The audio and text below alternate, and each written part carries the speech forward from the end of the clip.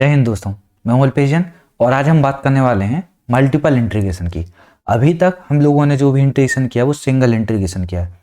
Multiple integration में हम लोग डबल इंटीग्रेशन और ट्रिपल इंटीग्रेशन पढ़ने वाले हैं। मतलब एक साथ दो दो इंटीग्रेशन दिए होंगे आपको, उसमें या फिर एक साथ तीन तीन इंटीग्रेशन दिए होंगे। अगर दो दिए हैं तो एक्स और वाई दो वेरिएबल होंगे, और ट्रिपल दिया है अगर तीन इंटीग्रेशन करना है तो एक्स वाई और जेड तीन इंटीग्रेशन करेंगे। तो सबसे पहले बात करते हैं डबल इंटीग्रेशन की। तो इस डबल इंटीग्रेशन में एक क्वेश्चन लेते हैं, उसको क्वेश्चन को करते कैसे हैं देखो। क्वेश्चन दिया है आपको 0 to 1 इंटीग्रेशन, दूसरा इंटीग्रेशन 0 to √x, और इसके साथ दिया है आपको f(x) dx। मतलब ये कोई फंक्शन दिया है f(x) बाई और dx dy। इस तरीके से आपको क्वेश्चन दिया रहेगा। अगर एक क्वेश्चन है तो देखो इधर क्या है, √x है, मतलब एक क्या है, y की वैल्यू है। अगर ये y की वैल्यू हुई तो अल्टीमेटली ये वाली x की वैल्यू होगी होगी तो हम लोग क्या करेंगे, पहले अगर y की वैल्यू है तो हम इसका इंटीग्रेशन करेंगे dy के रिस्पेक्ट में, dx को बाहर फेंक देंगे अभी, और जो भी रहेगा वो y के रिस्पेक्ट में होगा, और x जो होगा वो इधर वेरिएबल होगा, कांस्टेंट होगा, तो उसको अपन अलग करते जाएंगे। y का जो इंटीग्रेशन होगा वो y के रिस्पेक्ट में होगा। देन उसके बाद लोअर लिमिट और अपर लिमिट रखेंगे x की और 0 की। वो रखने के बाद जो एक इक्वेशन बनेगी उसका इंटीग्रेशन x के रिस्पेक्ट में करेंगे, तब अपना आंसर आएगा। एक क्वेश्चन लेते हैं। क्वेश्चन है आपका x to 3x² limit 0 to y। Question दूसरा है, क्वेश्चन है आपका 0 to 5 0 to x² x into x² plus y² dx dy। देखो ये क्वेश्चन दिया है आपको, तो इधर आप देखोगे अगर यहाँ पे x² है मतलब ये y की वैल्यू है, और यहाँ पे ऑटोमेटिक x की वैल्यू हुई।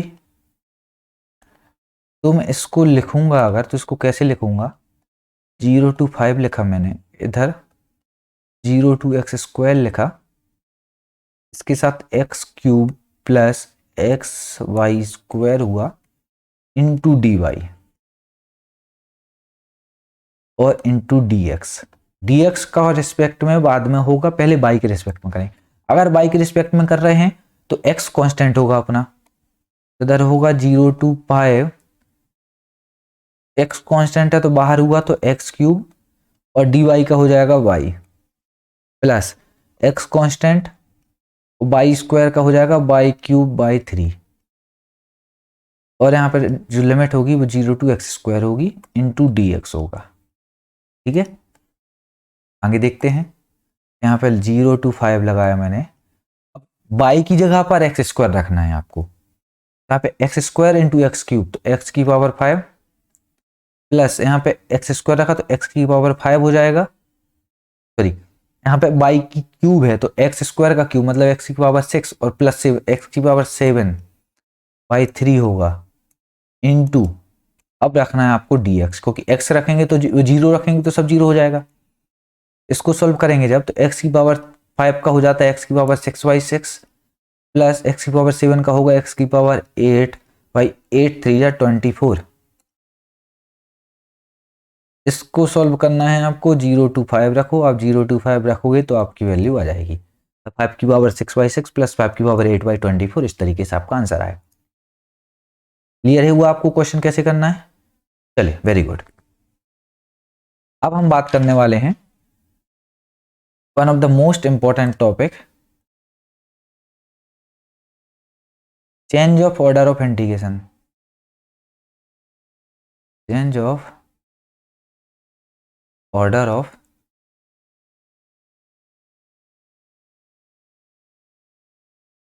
इंटीग्रेशन। ठीक है, आपको इंटीग्रेशन का ऑर्डर चेंज कर, जो डबल इंटीग्रेशन होगा जब आपका, तो उसमें ऑर्डर चेंज करके लिखना पड़ेगा आपको लिमिट का। ठीक है, एक क्वेश्चन लेते हैं, क्वेश्चन से सॉल्व करके। लिमिट आपको दी है 0 to 1 e⁻x to e dy/dx upon में log y। इस तरीके से आपको एक क्वेश्चन दिया हुआ है, तो आपको उसको लिमिट देखो। पहले आप लिमिट क्या दी हुई है, इधर e⁻x दिया है, मतलब ये y का टर्म है, इधर ये वाला भी y का टर्म है, इधर ये वाला x का टर्म हुआ। ठीक है, इसको लिमिट को चेंज करने के आपको बहुत सारे कन्वेंशनल मेथड भी बताए जाते हैं। कैसा रहता है कि पहले भाई आप e⁻x जो है उसका डायग्राम बनाओ, x का डायग्राम बनाया आपने, उसके बाद लिमिट क्या है y की, e तक है, तो हम y की जो लिमिट आएगी वहाँ पे कहाँ तक आएगी, e तक। x क्या है 0 to 1 है, तो मतलब इधर 0 से लेके 1 तक, इधर जहाँ पे भी ये कटेगा वो रहेगा यहाँ पे 1,0, यहाँ पे 0 और यहाँ पे रहेगा 0,1 और यहाँ पे है e।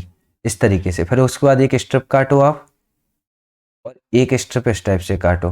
आपने जो एक स्ट्रिप काटी है तो y की जो वैल्यू आ रही है वो कहाँ तक जा रही है भाई, 1 से लेके e तक जा रही है। तो y की जो वैल्यू होगी 1 से लेके e तक होगी, और x की जो आपकी होगी, x की यहाँ पे देखो 0 से यहाँ पे क्या है, यहाँ पे जो आपका ग्राफ है वो क्या है, y is equal to e⁻x है। तो यहाँ स्टार्ट कहाँ से हो रहा है, 0 से, और कहाँ तक जा रहा है, इस ग्राफ तक। तो यहाँ पे ग्राफ की वैल्यू क्या आएगी, y is equal to e⁻x है, दोनों तरफ लॉग लेंगे तो x क्या हो जाएगा, log y। x की जो वैल्यू आएगी वो log y आएगी, log y dy into d x upon log y। ठीक है, अब आपको सॉल्व करना है तो आप सॉल्व कर लो। यहाँ पे x है ये वाला, x के रिस्पेक्ट में पहले करो, तो देखो 1 to e, x के रिस्पेक्ट में करोगे आप तो यहाँ पे log y कांस्टेंट है, तो x अपॉन log y हो जाएगा। और लिमिट क्या है आपकी, 0 to log y into d y. तो देखो जब log y रखेंगे x की जगह पे तो कैंसिल हो जाएगा, 0 रखेंगे तो वैसे ही कैंसिल हो रहा है आपका, 1 अपॉन एम 0 हो रहा है, तो log y से log y कैंसिल, 1 बचेगा आपका। तो इधर क्या बचा, 1 to e dy बचा, तो y आया, y से आपने रखा तो 1 to e, तो यहाँ पे रखोगे तो e-1 आपका आंसर आ जाएगा। आपको सिर्फ ऑर्डर चेंज करना आना चाहिए। देखो अगर मैं आपको थोड़ा सा शॉर्टकट में बताऊं, देखो सबसे पहले आपको क्या करना है, जो x है ये वाला इधर रखो आप, e⁻0 मतलब 1, तो देखो आपकी लिमिट y की लिमिट आ गई। उसके बाद यहाँ पे 1 रखोगे जब ये वाला, इस वाले में e⁻1 मतलब e, तो यहाँ पे क्या आ गया, y की लिमिट हो गई आपकी। y की लिमिट होने के बाद x की लिमिट निकालना है यहाँ पे, तो x की लिमिट क्या है, 0 से आपकी लिमिट क्या आएगी ये वाली, जब x की वैल्यू आप इधर से निकालोगे तो log y आ जाएगी। आपको अलग से ग्राफ बना के उसका सोचने की जरूरत नहीं है। एक और क्वेश्चन लेते हैं तो आपको थोड़ा सा और क्लियर आइडिया होगा। ठीक है, दूसरा क्वेश्चन है आपका 0 to 4a x² y 4a और 2√ax dy dx, इस तरीके से आपको दिया हुआ है। तो अगर मैं यहाँ पे लिमिट चेंज करूं तो देखो यहाँ पे x है तो यहाँ पे y हुआ, तो मुझे पहले क्या लिमिट चाहिए, y की लिमिट चाहिए, क्योंकि यहाँ पे x किया तो y की लिमिट चाहिए, इंटरचेंज करना है। तो y की लिमिट रखने के लिए मैं क्या करूंगा, सॉरी यहाँ पे देखो 0 रखा मैंने तो यहाँ पे ओवरऑल 0 हो गया, और इधर 4a रख दिया मैंने तो यहाँ पे क्या हो जाएगा 4a², देखो रूट में है पूरा, तो यहाँ पे हो जाएगा 4a², इसका हो जाता है 2a, तो 2a और बाहर 2 है तो 4a हो गया, ये लिमिट हो गई आपकी। अब इधर निकालना है आपको, तो देखो यहाँ पे x² का क्या हो जाएगा, √4a/, और इधर क्या हो जाएगा आपका x² का, x का यहाँ पे क्या होगा y²/4a, उसको y²/4a इधर हो गया, और इधर आपका 4a/रूट में ये हो गया। अब dy/dx है, आप इसको तो आप आराम से सॉल्व कर सकते हो, तो आप इसको सॉल्व कर लेना, आपका आंसर आ जाएगा। ठीक है, बहुत सारे तरीके हो सकते हैं। मैं अगर इसको आपको कन्वेंशनल मेथड से बताता तो ये कैसा बनता, देखो एक ये वाला पैराबोला बनता, अरे थोड़ा सा गलत हो गया, पैराबोला, एक ये वाला पैराबोला बनता, इधर से स्ट्रिप काटते तो आपकी एक्स और वाई की वैल्यू निकालना पड़ती है आपको, लेकिन मैंने जो आपको तरीका बताया बहुत सबसे सिंपल तरीका है। ठीक है, अब बात करते हैं, जैसे डबल इंटीग्रेशन हुआ है तो change of order of integration हुआ। अब बात करते हैं ट्रिपल इंटीग्रेशन की।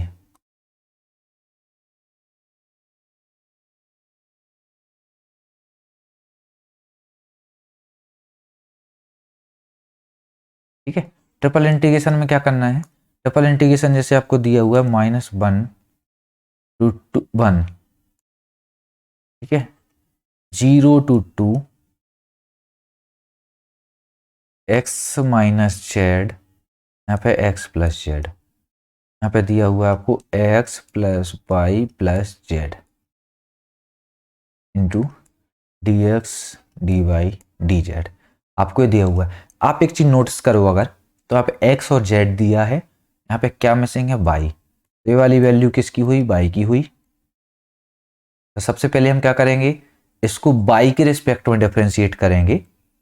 तो अगर मैं डिफ्रेंशिएट करूं, देखो ये वाली तो दोनों बाद में आप लिख लेना, -1 to 1 और 0 to z, सॉरी इधर z है, 2 नहीं है, z है ये वाला, ठीक है, z हुआ। तो यहाँ पे आप जब डिफ्रेंशिएट करोगे, x कांस्टेंट है, यहाँ पे dx और dz आप जो तो लिख लो, y के रिस्पेक्ट में करोगे तो x कांस्टेंट होगा, तो x इंटू वाई हो जाएगा, प्लस वाई स्क्वायर बाई 2 होगा, और the plus y into Z हो जाएगा। आपको इधर क्या रखना है, x माइनस जेड और x प्लस जेड, आप इधर रख लो y की जगह पर। उसके बाद इधर क्या है, देखो मैं आपको बता देता हूँ, इधर z है, y का हो चुका, x बचा, तो यहाँ पे ये x की वैल्यू है, उसको फिर x के रिस्पेक्ट में करना पड़ेगा, और लास्ट में आप z के रिस्पेक्ट में करोगे तो आपका आंसर आ जाएगा।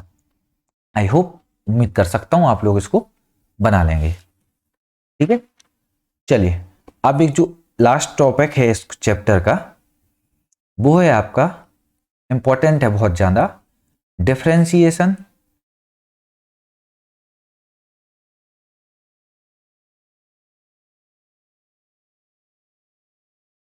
Under integration.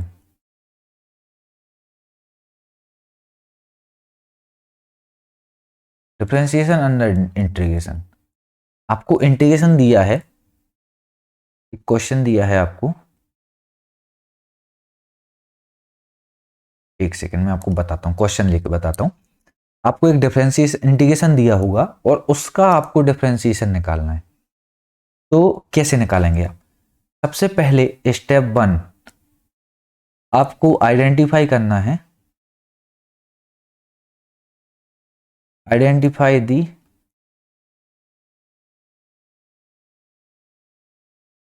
पैरामीटर, कि आपको भाई जो उसमें पैरामीटर्स दिए हुए हैं उसको किसके रिस्पेक्ट में आपको डिफरेंशिएट करना है, पहले आपको आइडेंटिफाई करना पड़ेगा, और उसके बाद आपको फिर उसका differentiate with respect to the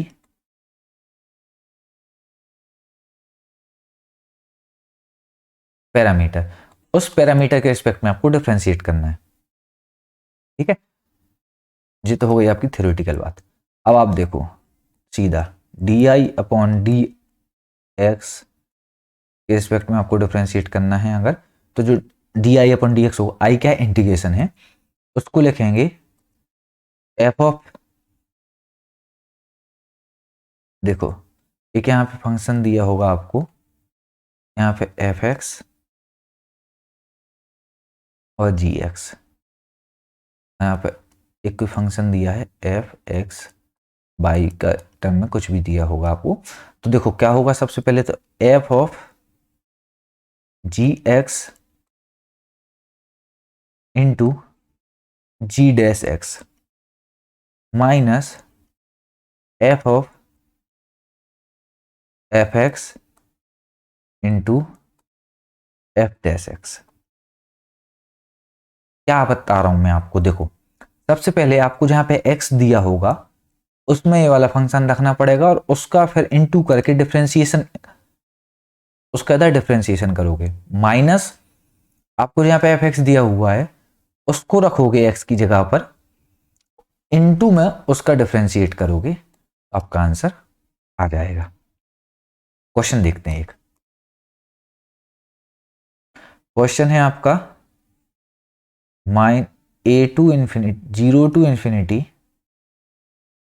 e⁻−ax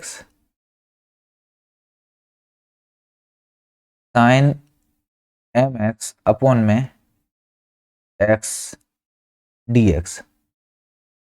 ठीक है, आपको इसका निकालना है di अपॉन डी। इसके रिस्पेक्ट में निकालोगे आप, इधर ए बी है और एम बी है, तो मैं जो निकालूंगा उसका वेरिएबल क्या है, पैरामीटर क्या है, देखो साइन के साथ एम एक्स है, तो मैं एम के रिस्पेक्ट में निकालता हूं, तो d i upon d m के रिस्पेक्ट में निकालता हूं। तो ए कांस्टेंट रहेगा, एक्स कांस्टेंट रहेगा, मैं d i upon d m के रिस्पेक्ट में निकालता हूं। तो सबसे पहले तो देखो 0 to ∞ रहेगा साइन एम एक्स लिखा मैंने।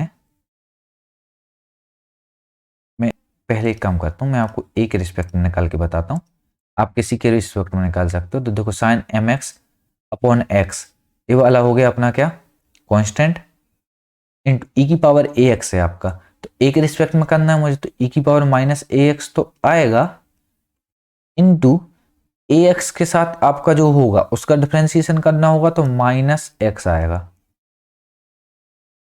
क्यों आएगा, क्योंकि ए यहाँ पे एक्स का वाला है, अगर जैसे 5x होता था तो 5 इंटू में आ जाता था, तो ए एक्स है, ए पैरामीटर है, ए के रिस्पेक्ट में डिफरेंशिएट कर रहे हैं, तो एक्स आएगा कांस्टेंट, एक्स से एक्स कैंसिल हो जाएगा, आपका ये बन गया क्या, 0 to ∞ e की power minus a x sine m x d x. आप इधर m को भी मान के कर सकते हो, तो आपका e की पावर ए एक्स अपॉन एक्स कॉमन आ जाएगा, साइन एक्स, देखो e की पावर ए एक्स अपॉन एक्स कॉमन आया, साइन एम एक्स आया, इंटू इधर x की जगह पे x ही आएगा, लेकिन प्लस का x आएगा, मैं इधर m के रिस्पेक्ट में कर देता हूँ, तो आपको क्लियर हो जाएगा। ठीक है, x आया तो इधर x से x कैंसिल हो गया, इधर जे बचा आपका इतना। अब मैं आपको दो फॉर्मूले बताने वाला हूं जो आपको डायरेक्ट यूज होंगे, e की पावर ए एक्स